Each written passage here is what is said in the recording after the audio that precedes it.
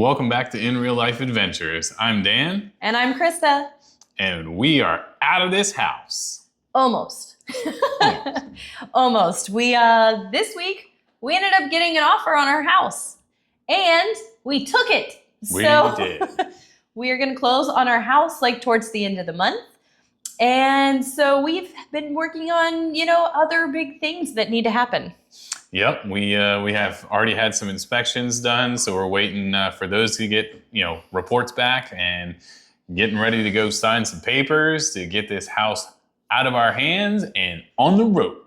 And today has been kind of emotional.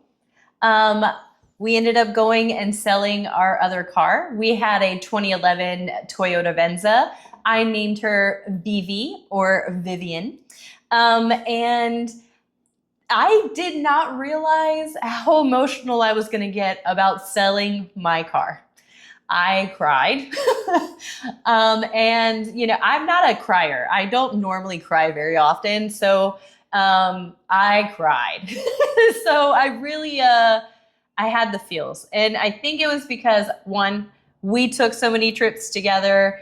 I took trips with my family, my mom and my grandmother. We had girls' trips together, me and my cousin Tara. So so many things have happened with that car, and I loved that car.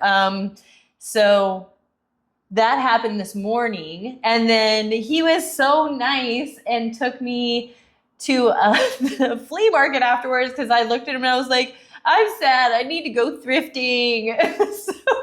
So he ended up taking me to a flea market, and we found a couple of things today, but yeah, this is like those emotions that you don't expect when you're going through this process. Like, you're excited because something new is going to happen. You're freaking out because whoa, this is a big change. There's no home base anymore. You're out. There's so many things: anxious, scared, excited, happy. Yeah, all the things. A lot of overthinking, a lot of, unsure, yeah, a lot of all those things. Yeah. You don't have all of the answers, and when it starts to kind of hit you in the face that it's happening, you kind of start thinking about all of the things. And one of the things that we really started worrying about and thinking about was, what are we going to do for mail? What are we going to do for our address? Yeah. What's going to be our permanent residence? And we looked into possibly family members. We looked into what if we get a P.O. box. We looked into domicile, places. And we actually ended up talking with one of the domicile companies, and not the popular one that you may be thinking of.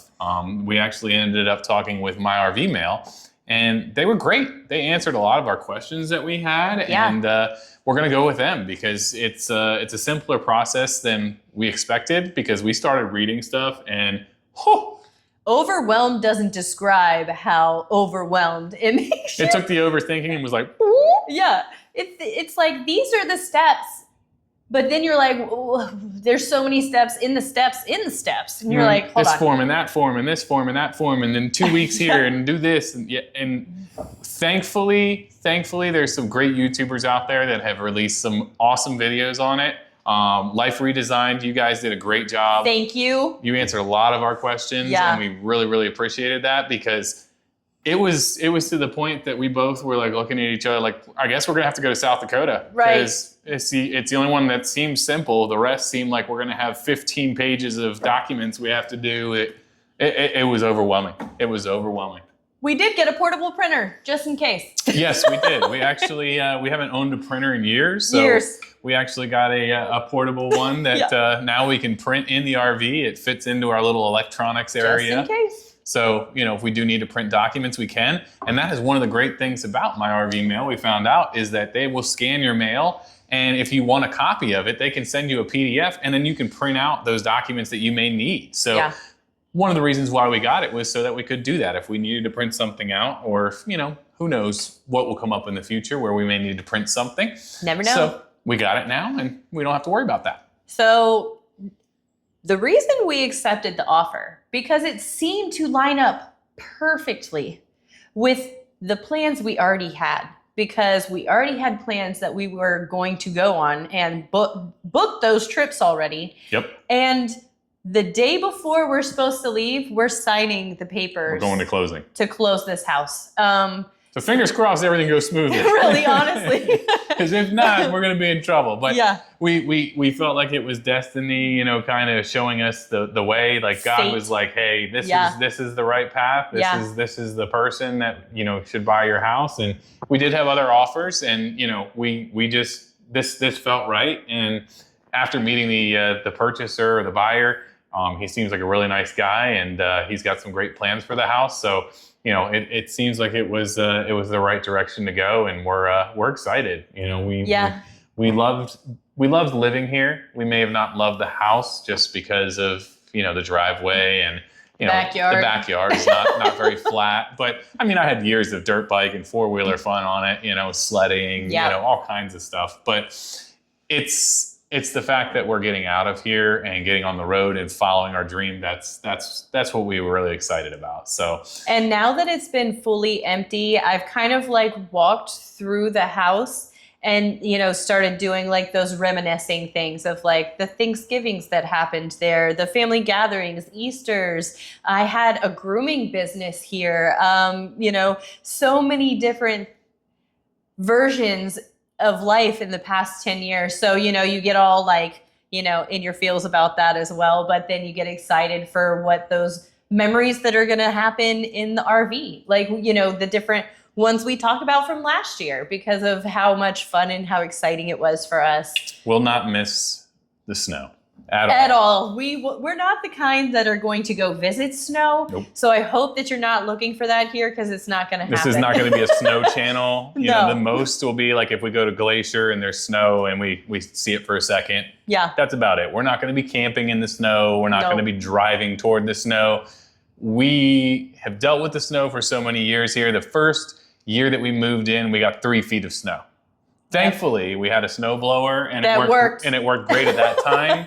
Over the years, it's kind of worn out. And he just looked at it. It's staying. It's staying here at the house. It does still work, just barely. But with how steep our driveway is, even with a snowblower, it doesn't always get the best traction to get up that hill, and then you end up having to push it up that hill. The times that I couldn't get it started, you know, I've hand plowed this driveway I don't know how many times, and you know, as you're getting older, you're like, my back.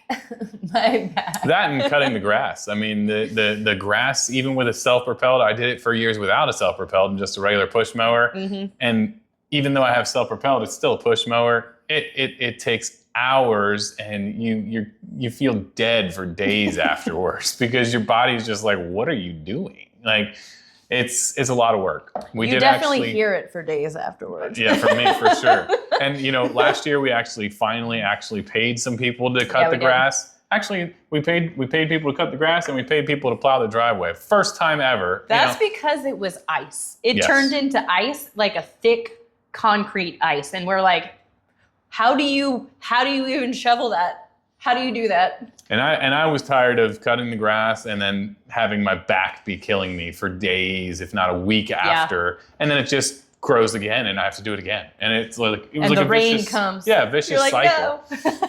So that's definitely some things that we won't miss. You know, all the memories we definitely will. Our family called this like the mountain house or like the tree house because we are higher up off of and surrounded by trees. So yeah, somebody else will definitely love it and enjoy it for sure. You know, they'll make their own memories here and hate the driveway just as much probably. Yeah, I mean, or they may just pay someone every year to take care of it, because if you're paying somebody else, it's not that bad. True. We just, we're penny pinchers. We're gonna do it ourselves. Mm-hmm. And we maybe if they're older they won't, but yeah. I mean, if they're younger, they'll probably be like us and be like, "Oh, we got this. It's no big fine. deal." And then 10 years in, they'll be like, "Man, oh my back." Yeah, we decided to kind of have just like a chitty chatty, video this week because with everything happening, we've got a lot going on in our brains, and we kind of just wanted to be able to share it with everybody because.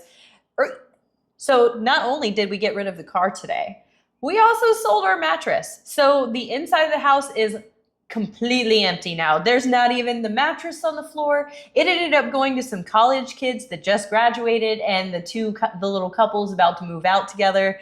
So, it was kind of cute because that was us, right? Yep. That was us at one point. We were like the little... Looking for a budget bed. Right. I was 19. He was 20 when we moved out. So we understand. It was nice to be able to be the person that was like, $50. Here you go. Yep. And that's a pretty awesome mattress. it definitely is nice to kind of finally have everything out and be done. We do still have, our toothbrush, toothpaste, our laundry. Still using it as a bathhouse. Yeah, we're still using it as a bathhouse and a laundry room. But other than that, I mean, it's empty. There's nothing in closets. There's nothing in refrigerators. We're fully living out of the RV, and we've been loving it. The dog's been loving it. The cat's been loving it. Yeah. So it's been really, really fun to kind of jump into it without having the additional stress of traveling and being on the road right away, to kind of get reacclimated to it. And everything's been great. I have no complaints. Yeah, I think it's been really good for the animals, especially to be able to get used to it. The cat's never gone on trips before. The dogs were used to it from last year, so they just were like right back into that routine. But the cat it was new for her. So this time kind of is probably the best thing, honestly. Yeah, no, it's been great. We've learned, what kind of litter we want to use to kind of prevent a weird, funky smell in the RV. Did you come here to learn about the cat litter? Maybe. We're telling you. Yeah, if you have a cat, don't use certain types of litter, because if it has that scented litter, it can really stink your RV up really quickly. Maybe in a house, it's not bad because you're not around it all the time in a tight space. But yeah, definitely for me, I was like, the scented stuff's got to go. I can't handle it. And, we got some unscented stuff. It's working good. And yeah, you got some other, things for the RV that, is going to actually make a little bit more of our own. Yeah, a little homey. So when we went to the flea market today, hold on, it's heavy. Look at how cute. It's a heart-shaped cutting board, and it's marble. So this is going to fit right into that cutting board holder that is right behind the stove. And look at how cute it is. I mean, come on. So I got this. And then, as you guys know, I've been looking for like a fruit hammock thing. And when we went to the flea market, they have all sorts of like vintage stuff. And Dan spotted this little fruit basket where it can actually fold up when it's not being used and stored. And then it could just hang with the little fruits in the corner. So super excited to add those to the RVs. Yeah, we picked up some hooks today so we can hang that up to, I love bananas. So we already have some bananas in there that we need to put up, and it'll get it up off of the other things so that they're not constantly in our way when we need to cook something and move things around. So the juggle. You take one thing out just to get to something else, Mm-hmm. The struggle's real.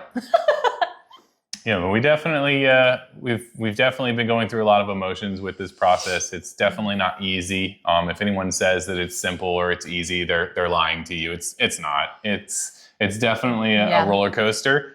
But if you're driven, and you really want to do this, keep pushing through, because it does get better. It does get easier. And once you're past all of those hard parts, the good parts start happening. And, even just being in the driveway, we've had some moments where we're like, at least for me, where I'm just like, man, this is nice. Like it almost feels like a clubhouse or like a fort as a kid, like you're hanging out in your fort, We still have the house technically, but we don't want to go in there, unless we got to use the bathroom, we don't want to go in there. Yeah.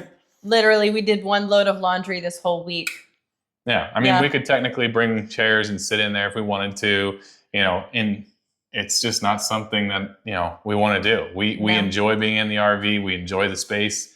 Some people may be like, wow, it's so tight, like how could you guys, be I saw a that close to meme each earlier other? This week that said it's like we're living in a hallway. And I was like, that's true. I mean, it's like, it is. And ours is like a short hallway. It's like a 19-foot hallway. Yeah.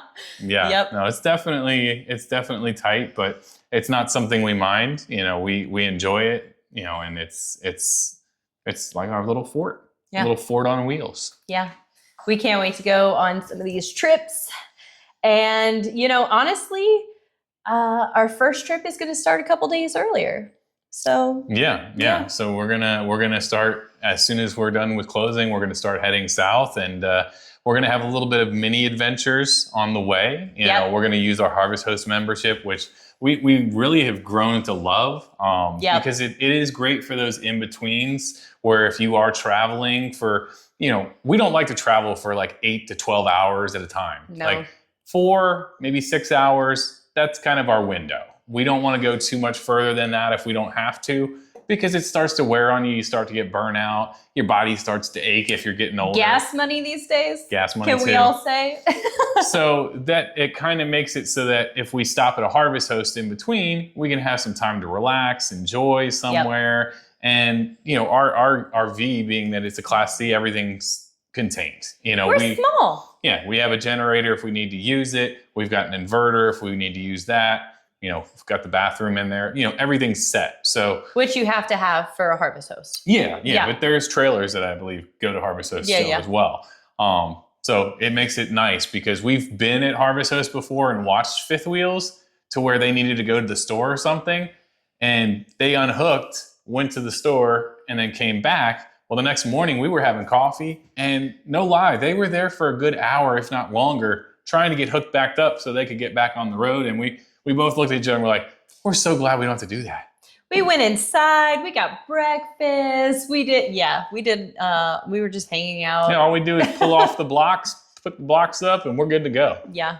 So. Yeah, and really every Harvest Host we've gone to has been a great experience. Like, it really has. We haven't had a crappy one yet. And, knock on wood, okay? Yeah. But, and they're normally very scenic.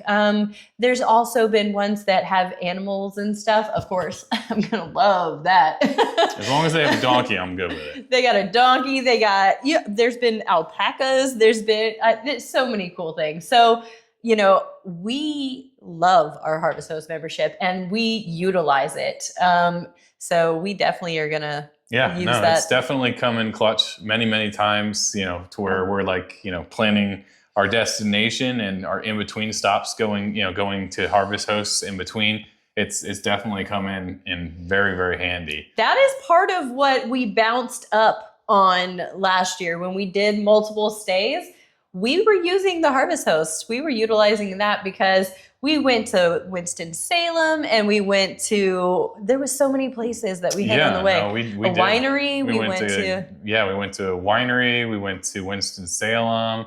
We went to, the other ones were campgrounds that we went to. We also use Hip Camp, which is another great app that you can use to find campsites for good money. You don't have to pay tons of money. Yeah. And some of them are private, which we've kind of grown to like, without having to technically boondock. You kind of have a hip campsite to where it's just you. There's only one site on some of these properties. On some of them. Not all of them, but on some of them. Yeah. And that's a great experience. If you can have full hookups and have the whole place to yourself, I mean, that's top tier. For us, that's better than boondocking because you're not constantly worrying about, batteries or fuel or any of that. We have water small consumption. Tanks. Yes, our tanks are not big. We have small tanks. Like we can't, as much as we would love to be able to boondock and do all these things, we have 20 gallons of fresh water. Yeah. Yeah. And like 15 for like black tank and 15 for gray water. Yeah, I think it's 20 for black and gray, and I think it's 15 for water. I don't remember. I'll have to look up the specs. I don't remember off the top of my head. But I know we can technically stretch it out to 4 to 5 days if we conserve water and are careful, with our water usage. We can stretch it out. Yeah. But more than that, and we pushing it. That's not taking showers. Okay, so. That means you got to go a whole week without taking a shower. That means we're being dirty, okay? And it can happen, whatever. But you don't want to do that every week after week. No. So we're going to have hookups. We are going to utilize the hookups. Plus, we need the energy for, electric and stuff like that. Yeah, and we will boondock at times, Yeah, but for sure. Like I said, it'll be more weekends or for a few days, a long weekend or something, or a few days here and there while we're traveling to another destination. But there's nothing wrong with, going to parks or going to hip camps or sites. Yeah. because some of them, like I said, you will be the only person there. If you plan it, properly, you can be the only person. We've ran into multiple now that we were the only site there. We enjoyed our time there. It was completely, we had tons of privacy, and most of the time they're in really nice locations, so you can kind of enjoy the surroundings and kind of absorb that as well at the same time. Also, I know I'm circling back to the domicile thing, but if anybody else has been in Florida like in June, let me know, please. Like middle to late June. Yeah, Yeah. because I really want to know. Like, we've been in Virginia and we deal with humidity as well. I know that it's pretty humid in Florida, but like the bug situation, how bad does the heat normally get? Like, tell me, give me some stuff in the comments, because I really would like some feedback on that, because but it's going to be near the Gulf. So I'm excited to see the Gulf. We've never been there I've never before. seen the Gulf before, so definitely very excited to see that. And we're going to stay a couple of weeks. So I don't know if I've ever actually been to Florida. Maybe as a kid, but I don't. I have been to Florida. You have. Yeah. Yes, you have. So definitely big plans coming. We're going to be going to South Carolina first, and then from South Carolina, we're actually going to be going to Tennessee, and then from Tennessee, we'll then be going down to Florida, and then from there, we're going west, northwest. Northwest for sure. Because yeah. we don't want to be stuck in the heat in July, August, September. We know it's going to get really hot in the south. No, we need elevation. Yep. And it doesn't need to be super elevation. I don't want snow. I don't want to deal with all that, but we just need a little bit of elevation. Yep. We don't want to be in the 100+ degree days, because we're going to be working full time in the RV. And the air conditioner works, but it only can work for so much and for so long with super high temperatures. So we definitely don't want to push the limits on that. We dealt with 100-degree days last year, and it was really good because we pretty much keep it on like the low setting. We don't go to the high setting ever. We just keep it on the low setting. We're all comfortable, and we've all been like in the 70s, 75. Yeah. I mean, we try to not push it too hard and keep it at a decent temperature. And we're trying to acclimate ourselves to the low 80s in there, so like we can kind of be okay with it. But if it gets anything higher than like 82, we're like, okay, we got to do something. It's too hot in here. I'm a girl that already runs hot.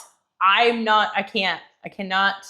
I've been trying, but I cannot. Yeah, we had an 85-degree day here the other day, and we were trying to run off of just the Max Air fans, and it was creating a nice amount of airflow, and we had a dehumidifier running to pull the humidity down, but it wasn't enough. We both were like, okay, we need to turn it on. Like, we're both just dogs don't care at all. Yeah, the dogs were super content. Like, how? The cat doesn't care. Dogs don't care. I'm over here like, I can't do this anymore. I cannot do this. Yeah, and it only got to like 82 or 83 in the RV, and we were both done. It wasn't just her. It was definitely. I was 100%. I was definitely feeling it too, and was like, we need to turn it on, because when you're just sitting there working, in one place and not, able to move or get some airflow or shade or whatever, it gets stuffy. So. It does. Which is why we really are glad that we got the Max Air fans. They work great. They really do. If you can handle 80+ degrees, then good for you. You run them and continue running them. But you go ahead. We like to use those in the 70s. They're great. Because like right now, they're just sitting there cranking away. One's pulling in, one's pushing out, giving good, circulation through the RV. And it's keeping it like 73 degrees in there. It's great. It's wonderful. We don't have to worry about it at nighttime. We just crank them off because it's been dropping into the 50s. It's been chilly. And so, one night we didn't expect it to drop so cold, and it dropped down into like the 30s. And we woke up a little chilly, and somebody didn't close the fan all the way. Yep, I forgot to close the fan, and it definitely got cold. So. Yeah, the fan was off, but it was open. The vent was open, so we definitely learned some lessons there with that one, and make sure those are closed before we go to bed, because temperatures can drop sometimes more than they're expected to, and that was a chilly night. Guys, we know that we are rambling, and it's just because we've had so much happening, and we just had to tell you about it. Like, we wanted to talk to our friends. It's like talking to a friend. Like, we just had to tell you about all the emotions, all the things that are in play right now, things that we still have left to do. So thanks for being here. Honestly, thanks for just listening and hearing a friend out, guys. Like, we really appreciate that. Yeah, no, we appreciate every one of you, and all of our viewers that comment and leave us likes on our videos, and we really do read every one of them and appreciate all of the words of encouragement and tips and advice that we've gotten from fellow YouTubers and our followers here on YouTube and on Instagram as well. To all the people that are watching and not subscribed, what's up? Yeah, why aren't you subscribed yet? Like, if you're going to continue to keep watching, just hit the subscribe button. Subscribe. It doesn't cost anything. We're not going to sell you nothing. Like, it's free of charge. Yeah. Just click the button. Yeah. Just right there. Click it. Just come hang out with us. But I'm just kidding. Everybody that is here, we appreciate you so much. Thank you for always coming and hanging out with us, especially on this crazy journey. We're almost there, guys. We're this close to signing papers, being done with this house, and then hitting the road. Yes. Yeah, we're super excited. We can't wait to share, our next adventures with you guys, and we'll keep you guys filled in on, how everything goes through closing and through the ending process of getting out of the house. We told you guys we're going to show you, the whole process from beginning to end, and some of you have been here since the very start, where we were showing piles of junk. The garage. and now everything's empty, so we are done. We're waiting to sign paperwork so we can hit the road. And this is the real side of it. A lot of times, YouTubers will start doing YouTube videos after they've been on the road for a little while and they've gone to cool places and they want to share. We wanted to share the backstory of that. We also want to see it years from now of like, good gosh, I remember what that was like. My back remembers. Yeah. But thank you guys for being here. Give us the likes, leave us the comments. If you have questions, leave us questions. We're down to answer any questions you have. We're like heart on our sleeves, open book kind of people. Yep, so, or advice. Yeah. Or places that you recommend us to travel to, heading northwest from, the East Coast. Because we're always looking at new places to visit and stop along the way. I was looking the other day at Kentucky, just as a transition point from Florida, heading northwest. You found some pretty cool stuff in Kentucky. Yep. So we appreciate you guys watching, and we will see you on next week's video. Cheers. Bye.